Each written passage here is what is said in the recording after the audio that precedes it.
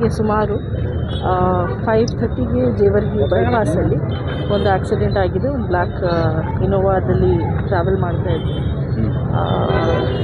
ನಮ್ಮ ಸೇವೆಯಲ್ಲಿ ಇರೋರು ಒಬ್ಬ ಹಿರಿಯ IAS ಅಧಿಕಾರಿ ಮಹಾಂತೇಶ್ ಬಿಲ್ಗಿ ಅವರು, ಅವ್ರ ಜೊತೆಗೆ ಅವರು ಚಿಕ್ಕಪ್ಪ ಅವರು ಇಬ್ಬರು ಮಕ್ಕಳು, ಹಿಸ್ ಓನ್ ಕಸಿನ್ ಬ್ರದರ್ಸ್, ಅವ್ರು 3 ಮಂದಿ ಮತ್ತು ಒಬ್ಬ ಫ್ರೆಂಡ್ ವಿತ್ 1 ಡ್ರೈವರ್, 5 ಪ್ಯಾಸೆಂಜರ್ಸ್ ಇದ್ದರು ಗಾಡಿಯಲ್ಲಿ.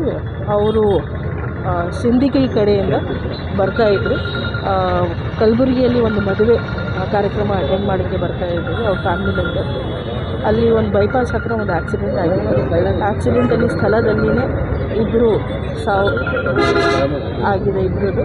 ಅದ ನಂತರ 3 ಸರ್ವೈವರ್ಸ್ಗೆ ಇಮಿಡಿಯೇಟ್ಲಿ ಕಲಬುರಗಿಗೆ ಶಿಫ್ಟ್ ಆಗಿದೆ. ಇದರಲ್ಲಿ 3 ಸರ್ವೈವರ್ಸಲ್ಲಿ ಒಬ್ಬರು ತೀರಿ ಹೋಗಿದ್ರು, ಶ್ರೀ ಮಹಾಂತೇಶ್ ಬಿಲ್ಗಿ ಸರ್ ಅವರು. ಅದಾದ ನಂತರ ಇನ್ನೊಬ್ಬ ಔಟ್ ಆಫ್ ಡೇಂಜರ್ ಇದ್ದಾರೆ. ಇನ್ನೊಬ್ಬರು ಚೆಸ್ಟ್ ಫ್ರ್ಯಾಕ್ಚರ್ ಆಗಿದೆ, ಅವ್ರನ್ನೂ ಕಾಫಿ ಸೀರಿಯಸ್ ಇದ್ದಾರೆ, ಅವ್ರನ್ನೂ ಈಗ ICUಯಲ್ಲಿ ಇದ್ದಾರೆ.